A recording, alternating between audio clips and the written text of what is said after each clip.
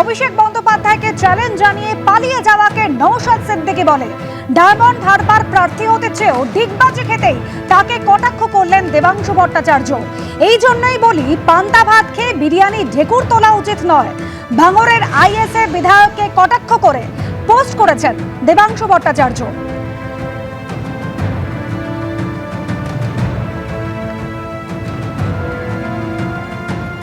Diamond Harbour Lok Sabha কেন্দ্র থেকে প্রতিদ্বন্দ্বিতা করবেন মজনু লস্কর।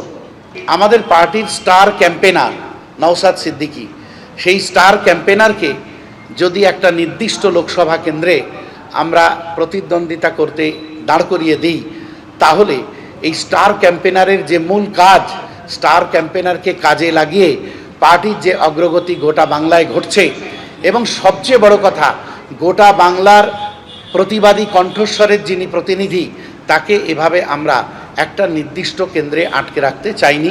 আর তাই নওশাদ সিদ্দিকীকে আমরা কোনো একটা লোকসভা কেন্দ্র কেন, কোনো লোকসভা কেন্দ্রেই প্রতিদ্বন্দ্বিতা করতে দিচ্ছি না।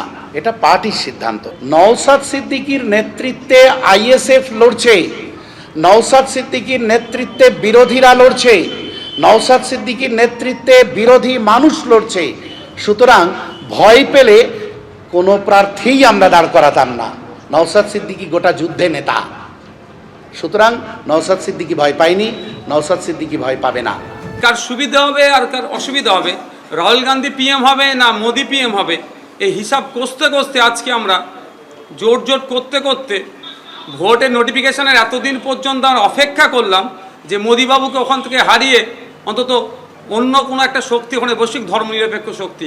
কিন্তু দুঃখের বিষয়, যাদেরকে আমরা ধর্মনিরপেক্ষ শক্তি হিসেবে বসাতে চাইছি, তারা এই পিছড়ে বর্গের মানুষজনদেরকে নিয়ে যে দল তৈরি হয়েছে ইন্ডিয়ান সেকুলার ফ্রন্ট, তাদেরকে কর্নার করার চেষ্টা করছে। তারপরেও কর্নার করার চেষ্টা করার পরেও এত কটা দিন অপেক্ষা করেছি আমরা নোটিফিকেশনের পরেও, যাতে করে অন্তত ফ্যাসিস্ট স্বৈরাচারী বিজেপিকে পরাস্ত করা যায় এবং রাজ্যে তৃণমূলকে হারানো যায়।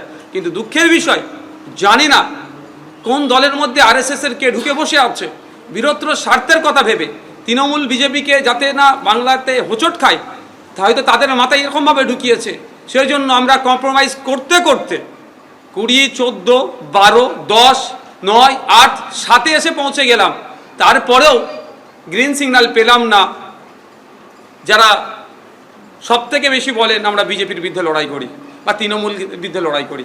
আমাদের পার্টির স্টার ক্যাম্পেনার নওশাদ সিদ্দিকী, সেই স্টার ক্যাম্পেনারকে যদি একটা নির্দিষ্ট লোকসভা কেন্দ্রে আমরা প্রতিদ্বন্দ্বিতা করতে দাঁড় করিয়ে দিই, তাহলে এই স্টার ক্যাম্পেনারের যে মূল কাজ, স্টার ক্যাম্পেনারকে কাজে লাগিয়ে পার্টির যে অগ্রগতি গোটা বাংলায় ঘটছে, এবং সবচেয়ে বড় কথা, গোটা বাংলার প্রতিবাদী কণ্ঠস্বরের যিনি প্রতিনিধি, তাকে এভাবে আমরা একটা নির্দিষ্ট কেন্দ্রে আটকে রাখতে চাইনি।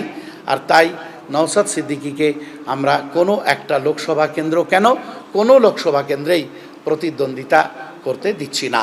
এটা পার্টির সিদ্ধান্ত। নওশাদ সিদ্দিকীর নেতৃত্বে আইএসএফ লড়ছে, ভয় পেলে কোনো প্রার্থীই আমরা দাঁড় করাতাম না। নওশাদ সিদ্দিকী গোটা যুদ্ধে নেতা, সুতরাং নওশাদ সিদ্দিকী ভয় পায়নি, নওশাদ সিদ্দিকী ভয় পাবে না।